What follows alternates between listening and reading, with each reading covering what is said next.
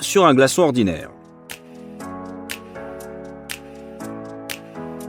Mettons ensuite quelques pincées de sel sur le glaçon et attendons que leur action fasse fondre un peu la glace. Mais ce n'est pas si simple. Si vous tirez sur la corde, vous verrez que le glaçon est gelé sur la corde. Et il est très solide. Tu auras beau le balancer, il ne se détachera pas. Maintenant, prenons un plus gros glaçon. Et nous n'aurons pas besoin de quelques pincées de sel. Étalez-le et posez une serviette ordinaire dessus. Appuyez fermement sur le cube et retournez-le de manière à ce qu'il soit pressé par son propre poids. Après seulement 2 minutes, le cube est congelé à la serviette. Regardez cela. Il peut même être soulevé en l'air. Décidément, incroyable réaction de la glace et du sel. Nous avons besoin d'un demi-litre d'eau dans une bouteille. Nous la laissons reposer pendant 4 heures, puis nous la plaçons au congélateur pendant 1 heure et demie.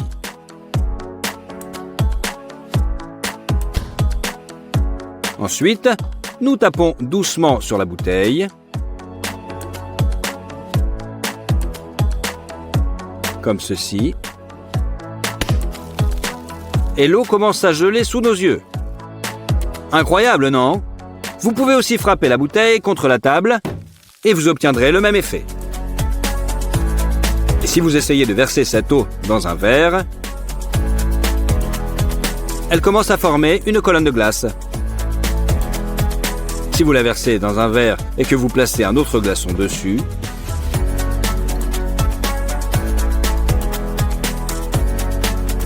l'eau commencera simplement à se cristalliser. Et après quelques secondes, le glaçon frottera au-dessus de l'air. Il suffit d'un tout petit peu de glace pour déclencher la réaction de congélation dans tout le verre. Regardez-moi ça. Regardez comme c'est beau.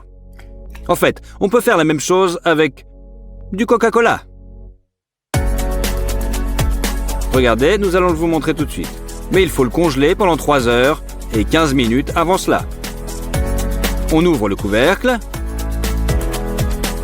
on active les gaz, puis on referme brusquement et on frappe la bouteille. Et le cola se transforme instantanément en glace. On refait le coup du bouchon, puis on frappe sur la table. Et au lieu d'une boisson, nous avons un bloc de glace. Prenez un glaçon ordinaire et frappez-le avec un marteau. Il explose instantanément en petits morceaux. Et maintenant, un glaçon inhabituel. Le premier coup ne l'a pas blessé, le deuxième non plus, et le troisième, et le quatrième. C'est comme s'il était indestructible. Quel est son secret? L'isolation synthétique.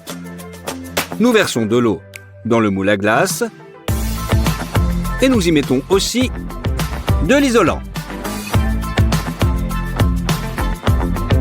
Ensuite, on le remplit jusqu'en haut. On remplit complètement d'eau. On le congèle. Et on en sort notre glaçon. Il ressemble à un glaçon ordinaire, mais même un marteau ne peut rien y faire. Il est étonnant de voir à quel point ses propriétés ont changé par rapport à celles d'un morceau d'isolant.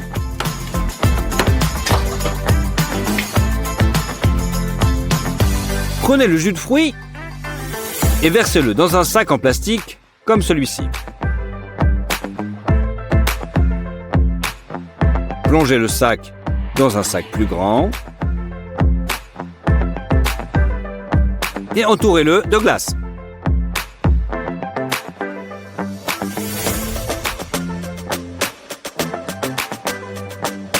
En la répartissant uniformément sur toute la surface du sac. En voyant ce que le sac contenant le jus reste exactement au centre, ajoutez maintenant du sel en quantité suffisante, fermez le sac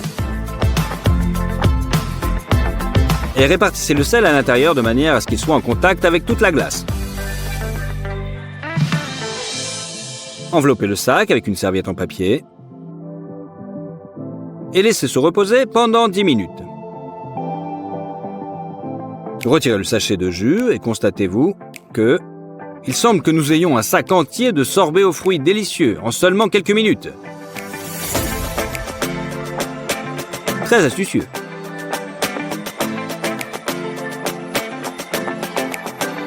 Et bon en plus. Nous avons ici 3 récipients contenant des liquides apparemment identiques.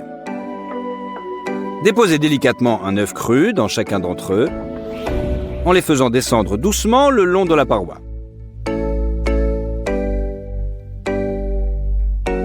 Ensuite, ajoutez maintenant des glaçons.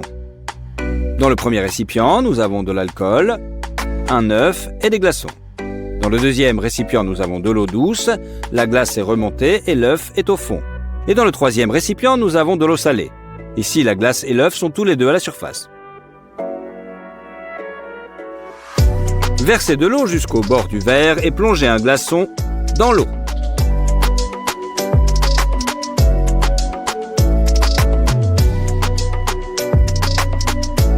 La glace a fondu, mais on a l'impression qu'il n'y a plus d'eau. Alors ajoutez un autre glaçon.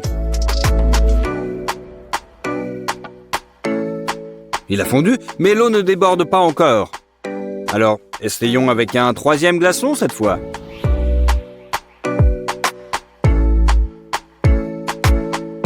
Et là non plus, le troisième glaçon n'a pas non plus fait déborder l'eau. Mais le quatrième n'avait malheureusement pas assez de place.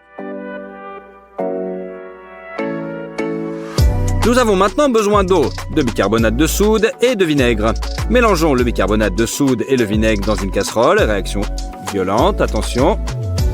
Nous les laissons pendant 3 heures.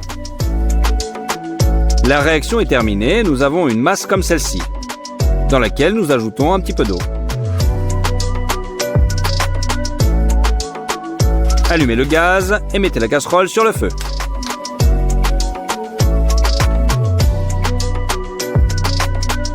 Remuez à feu doux jusqu'à ce que le liquide devienne presque translucide. Versez les œufs dans un récipient en verre et laissez-le refroidir à température ambiante.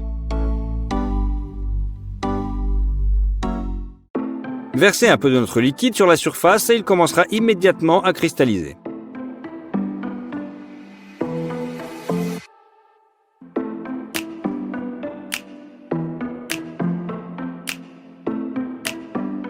À l'aide d'un bâton en bois, prélevez un peu de poudre sur les parois du pot et plongez-la dans l'eau plate. Les cristaux s'étalent comme des flocons de neige sur toute la surface, comme s'ils gelaient l'eau.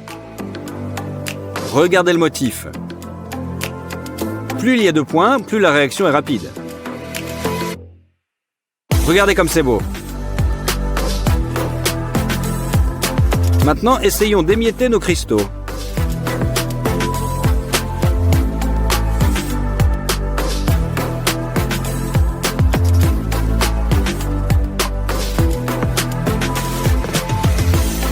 Ça ressemble vraiment à de la glace.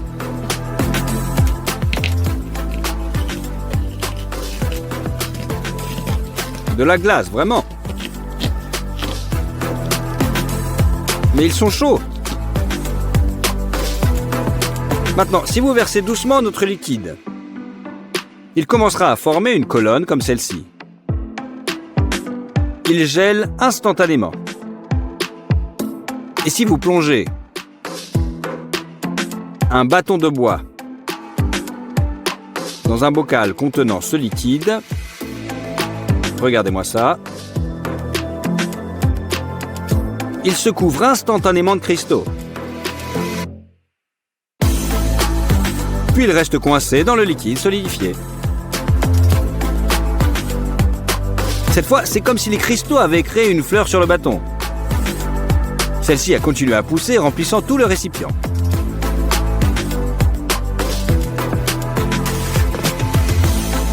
Plongez une branche de plante dans le récipient. Il y a tellement de points de contact que les cristaux remplissent tout le récipient presque instantanément. Ce processus est vraiment fascinant et on a envie de le regarder encore et encore. C'est que le début. Et le plus important, c'est à chaque fois le résultat est absolument unique.